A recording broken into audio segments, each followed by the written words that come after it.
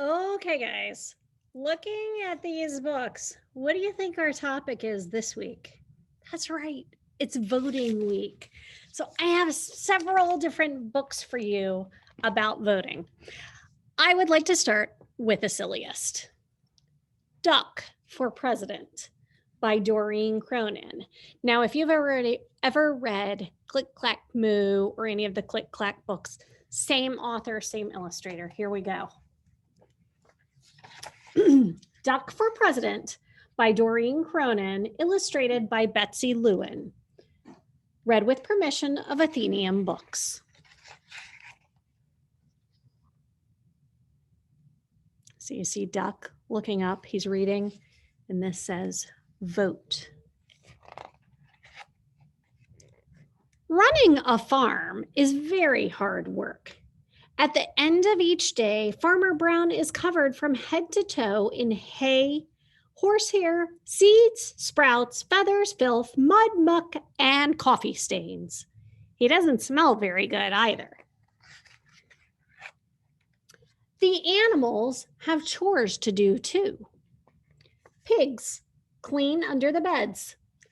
Cows weed the garden. Sheep sweep the barn. Duck take out the trash, mow the lawn, and grind the coffee beans. At the end of the day, the pigs are covered in lint bunnies. The cows are covered in weeds. The sheep are covered in dust. And Duck is covered in tiny bits of grass and espresso beans. Duck did not like to do chores. He did not like picking tiny bits of grass and espresso beans out of his feathers. Why is Farmer Brown in charge anyway? Thought Duck. What we need is an election. He made a sign and hung it up in the barn. Farmer Brown must go. Farm election tomorrow.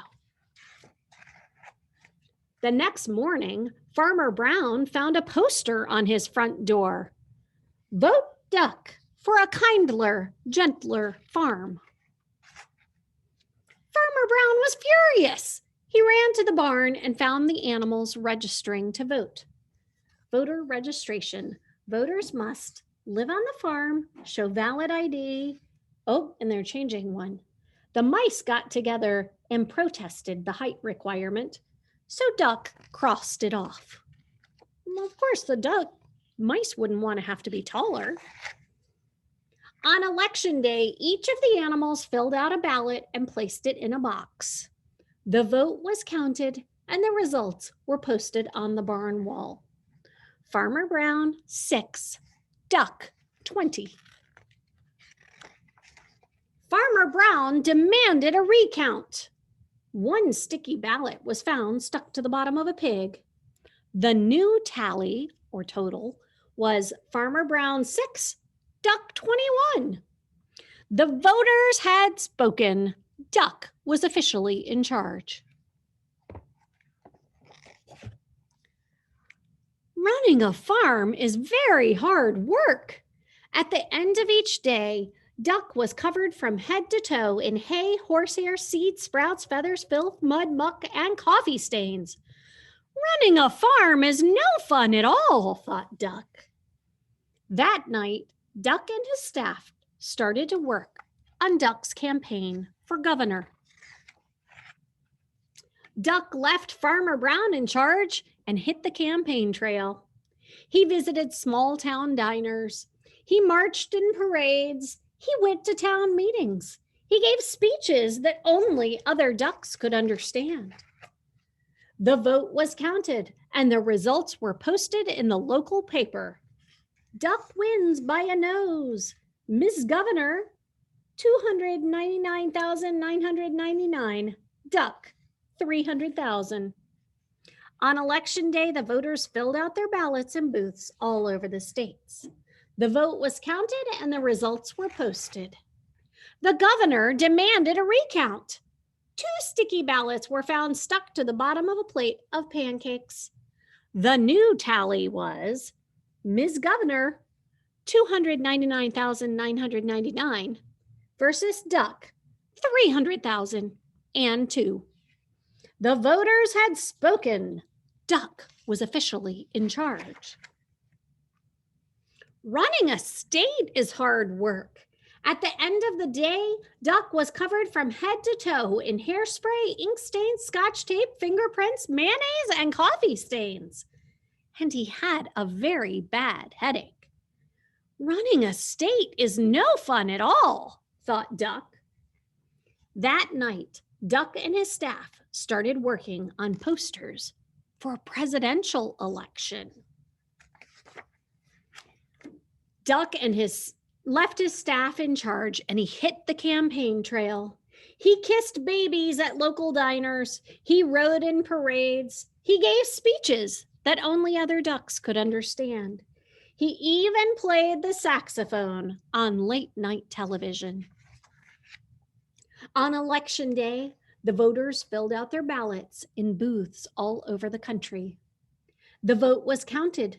The results were announced on CNN. Decision America, Mr. President, 50,546,165. Duck, 50,546,170. Duck defeats president. The president demanded a recount. 10 sticky ballots were found stuck to the bottom of the vice president. The new tally was Mr. President, 50,546,165. Duck, 50,546,180. The voters had spoken. Duck was officially in charge. Running a country is very hard work. At the end of each day, Duck was covered from head to toe in face powder, paper cuts, staples, security badges, Secret Service agents, and coffee stains. And he had a very bad headache. Running a country is no fun at all, thought Duck. Then he checked the help wanted ads. Duck needed. No experience necessary. Must be able to mow the lawn and grind coffee beans. Duck left the vice president in charge and headed back to the farm. At the end of each day, Farmer Brown is now covered from head to toe in hay, horsehair, seeds, sprouts, feathers, filth, mud, muck, and coffee stains. And Duck is working on his autobiography. Remember, an autobiography is a story that is written about a person. An autobiography is written by the person about themselves. So that is a silly introduction to the subject of voting. But I have another book that I think you'll like that might make it a little bit easier to understand. I voted Making a Choice Makes a Difference by Mark Shulman and illustrated by Serge Bloch. Which do you like better? Apples or oranges? Markers or crayons? Trampolines or swimming pools? Some choices are easy to make. Ice cream or onions? Some choices are harder to make. Ice cream or cupcakes? Anytime you choose one thing instead of another, you can say you voted for it. When you're the only one voting, do you want a kiss? Yes. You tend to get what you want, but people usually vote together. Imagine you're choosing a classroom pet. Everyone will be voting. And the pet you'll all get is the one that the most people vote for, even if it isn't the one you wanted. So if you want your choice to win, Here's what you can do before everyone votes. You can let people know the choice you want. You can work with the people who want the same thing. You can talk to people who want something different.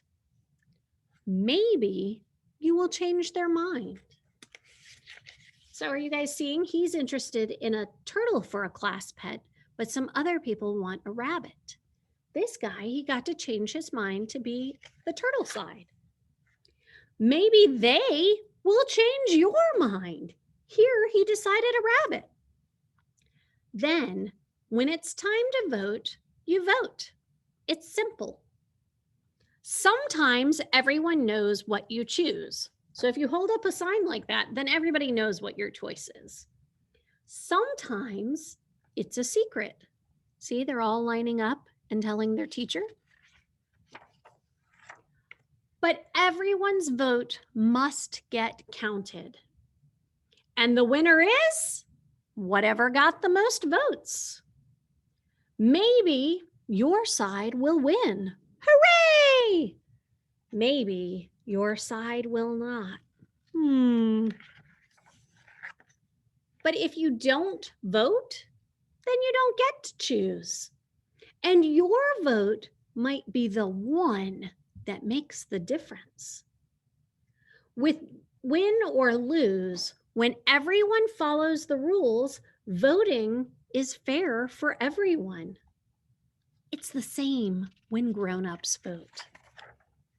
Grown-ups vote for the people who help run our towns, our cities, our states, and our country.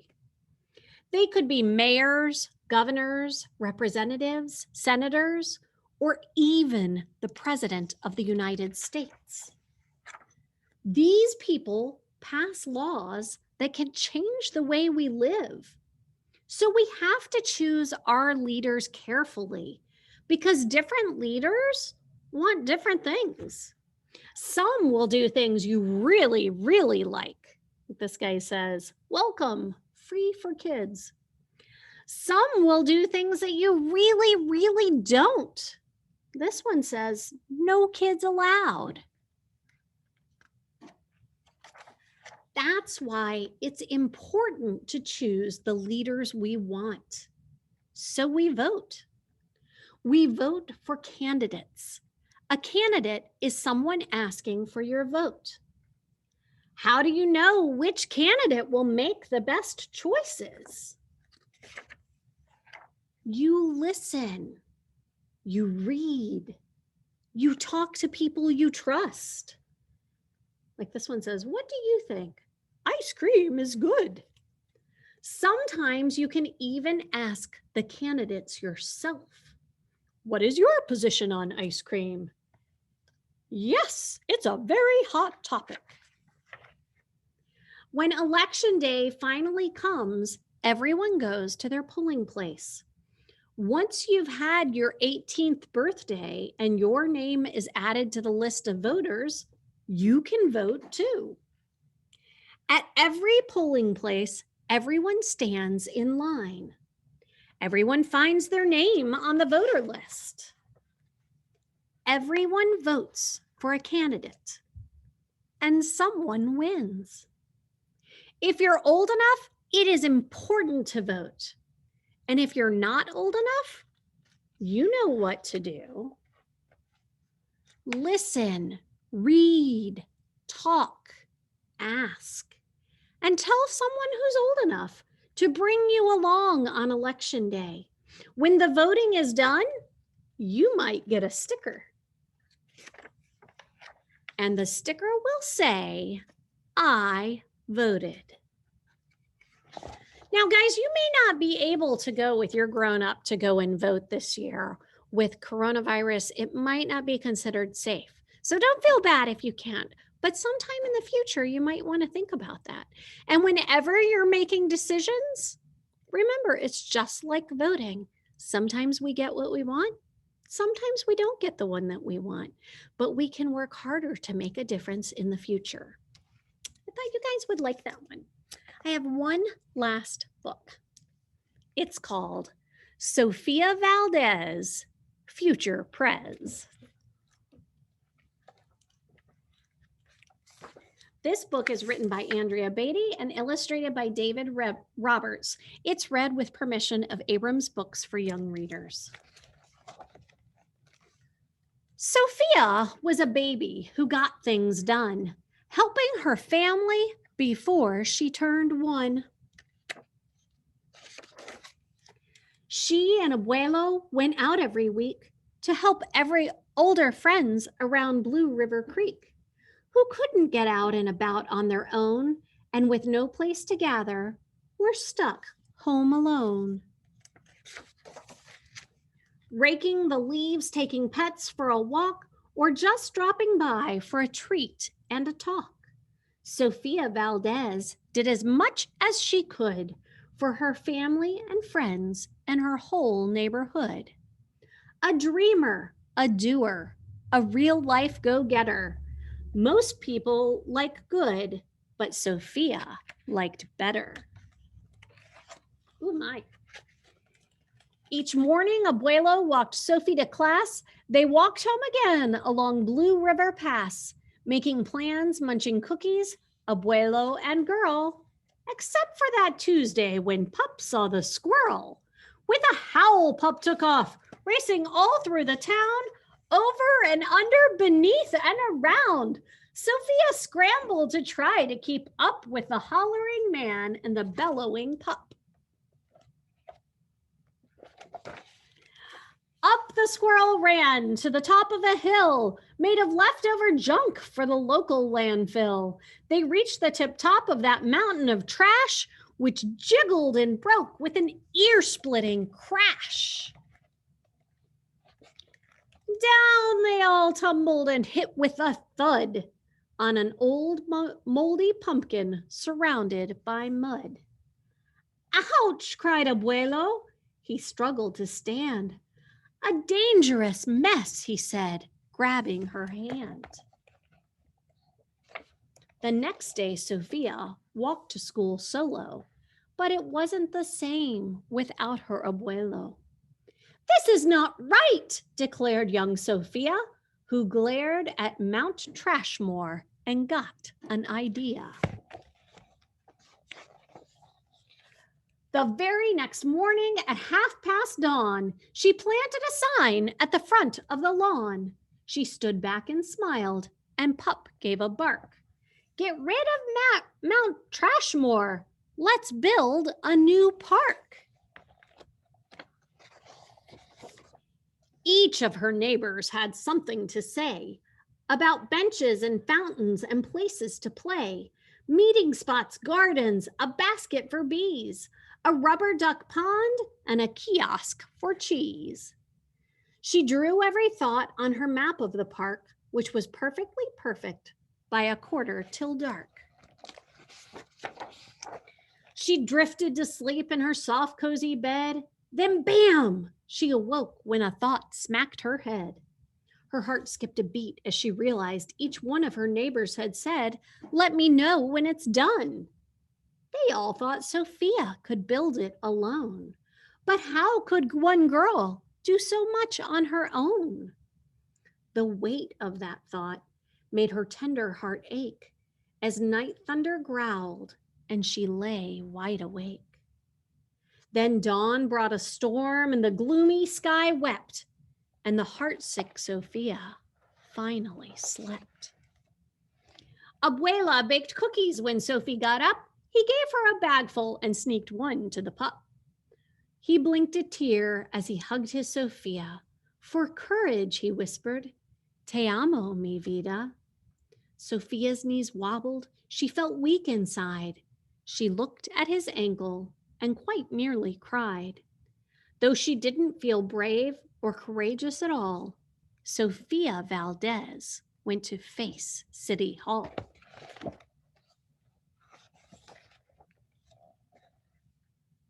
Here she goes. The mayor's office sent her to room 401, the Blue River Creek Department of Fun. which sent her downstairs to room 302, the office of duck ponds and cool things to do. To the office of monkeys, to the department of cheese, the division of fountains and meetings and bees, then down to the basement, so musty and cramped, where all the town's papers were sorted and stamped. That's where the clerk said what no one else did. You can't build a park. You're only a kid. The words smacked Sofia deep down in her heart. Her plan was kiboshed before it could start. I think, said Sofia, I think that law's wrong. But her second grade voice didn't sound very strong. The clerk said, clearly it cannot be done. Do you have any questions? Sofia said one.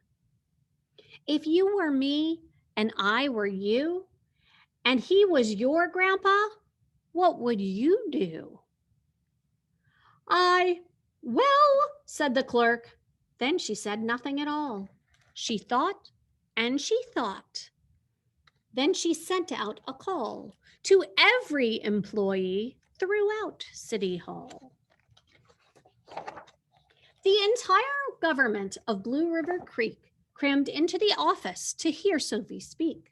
But her words jumbled up and her cheeks turned bright red as a dozen emotions rushed into her head. Her heart beat so loudly she thought it would crack. The crowd leaned in closer and Sophia leaned back. Then her arm brushed the edge of the old cookie sack. And that was the moment when Sophia first knew being brave means doing the thing you must do. Though your heart cracks with fear, though you're just in grade 2. So she took a deep breath, looked the mayor in the eye, and though her knees wobbled, she held her head high. Sophia started talking and she spelled out her plan and why it all mattered and how it began. And once she got rolling, she had lots to say about meeting spots, monkeys, and places to play, and other ideas for the things they could do to help the town elders and other folks too. She had thoughts on the library, thoughts on the zoo, and perhaps a way to combine the two. And all right, said the mayor, go start a petition. If the town wants a new park, we'll form a commission. And so young Sophia got right to work with some help from her family and pup and the clerk.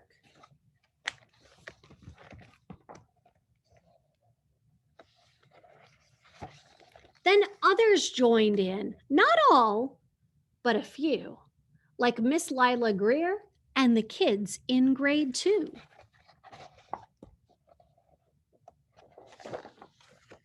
There were hearings and surveys and taxes to figure, then bulldozers, cranes, and a blue bigger digger. They all built that park. That's how it got done. By the hard work of, by, and for everyone. But it all began with a dream of one person, just one, who laced up her shoes and then led the way to help Blue River Creek get a new place to play. Now every evening till long after dark, the town comes together at Citizens Park. They all hold this truth to be self-evident that Sofia Valdez could grow up to be president. Until then, Sofia, that real-life go-getter, helps Blue River Creek get better and better. I hope you guys enjoyed that book about finding the things that are important to you and trying to make a difference, working together, working hard with other people to try and make a difference. So those are our 3 books, all in honor of this week's election. I hope you guys enjoyed them. See you.